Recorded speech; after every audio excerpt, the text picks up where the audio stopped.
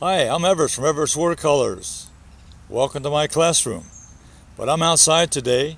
I'm going to be studying nature, and I'm out where the trees are. Today we're going to be drawing and painting trees, so I want to get out here where I can see something. And you need to do this. You need to get out and feel the fresh air, the breeze blowing across your face, the sun shining on your cheeks, and then look and study the shapes and the values of trees. So I'm going to be doing a sketch and doing some painting out here to demonstrate to you how to paint a tree. So let's get started.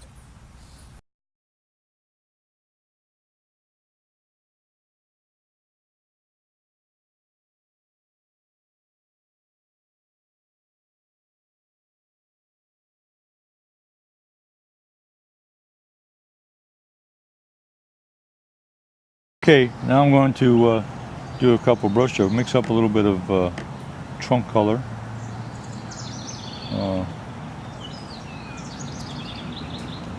And I see the shadows on this side over here, so the darker side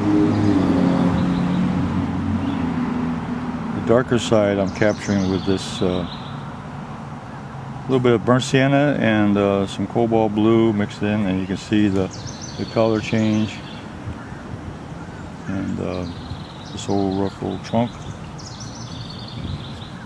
And over here.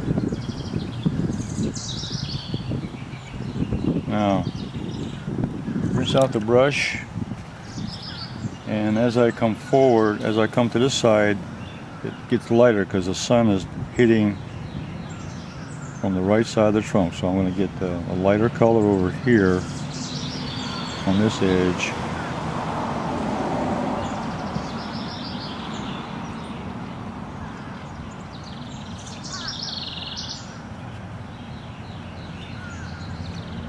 Okay. Now way up in the top here, up here, this is all in shadow, so I can go ahead and put the same colors up here. A little bit of blue mixed in with the brown, burnt sienna mixed in with cobalt.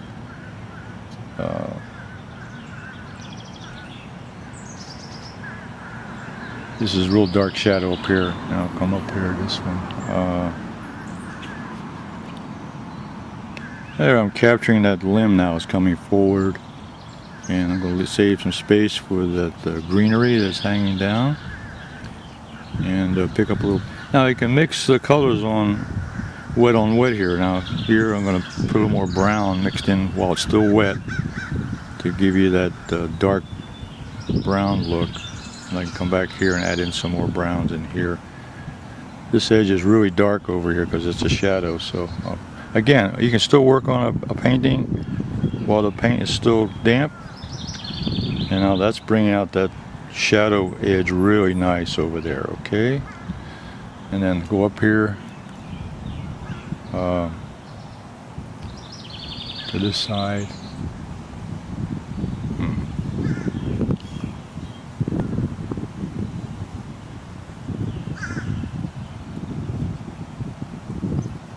There's a branch coming down here.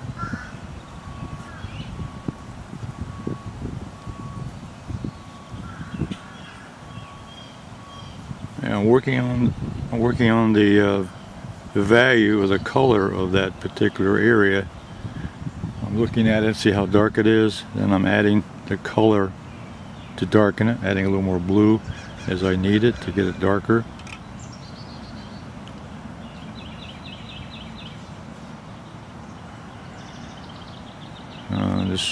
This part of the tree over here is showing.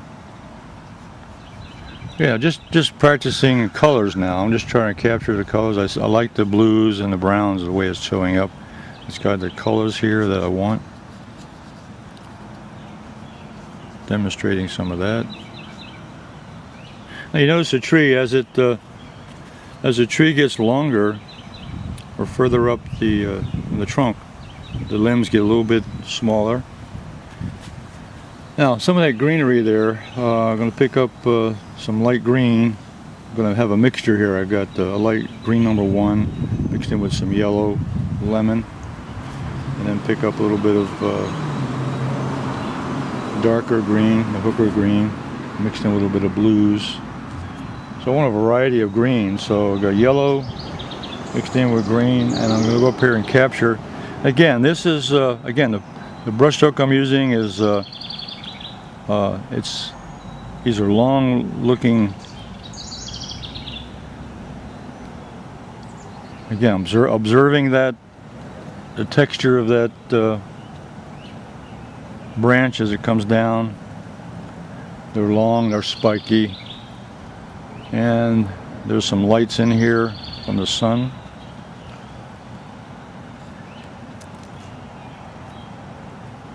Coming down, again, long leafy strokes, and just capturing the essence of that, and then some shadows with the darker greens.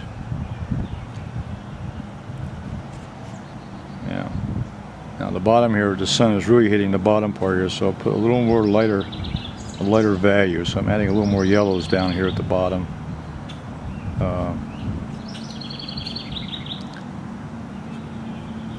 Now you can take a photograph of this particular area, take a still photograph and get more detail to add to it, but actually you're capturing the essence here as we look at it, and that's enough to give the impression of what we're looking at. Okay, now I'm going to just look a little bit at the background here, just to try to practice a little bit. Now the background's a little less defined. It's a little not as bright in the background, so I'm just going to capture light colors back here, duller colors. There's still a lot of greenery going back here, but it's not as bright as the foreground area or the subject matter. And there's some other greenery back here. Again, I'll pick up some more blues, changing the colors, adding more blue over here to get push that color back behind this tree.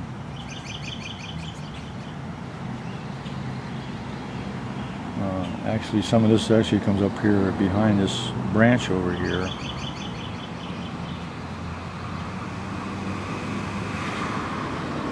And then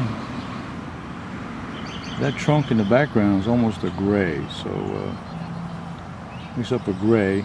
Grays are very interesting. A little bit of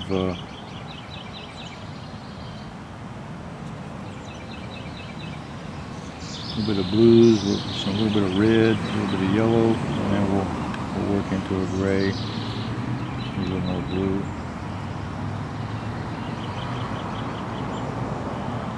And then lots of water. And a little more brown. Adding more water to that makes it graze it down. So we got a tree trunk back here. We have other tree trunks over here.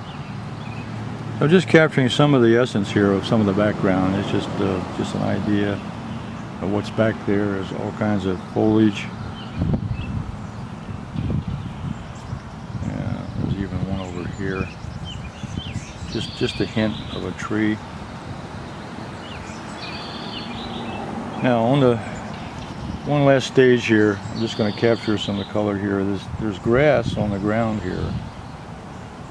So it's we're early summer, so the grass is still very green. So we're going to pick up some of the green color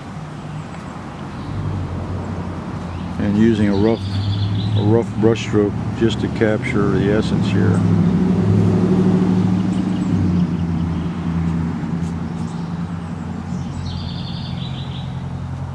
Using the side of the brush, giving it a dry brush stroke to break up the colors, make it look a little more textury look of grass, and then some vertical strokes on top of that to make it look like there's grass growing there.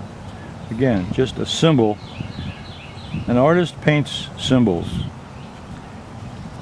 As far as impressionistic is, we want to capture the essence of an object. Then we use symbols, color, shapes, values, outline. The edges of things are more important than the actual object. The edges that shows up there. Now, this one limb over here,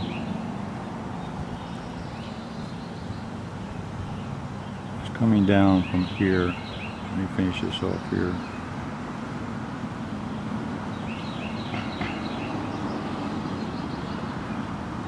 This shape here is another limb crossing over those other limbs, so it shows.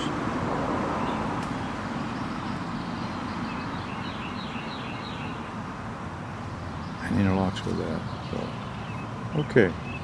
All right. Well, that concludes my demonstration here, just to capture some of the colors, some of the shapes, some of the values, with a bright sunshine coming through.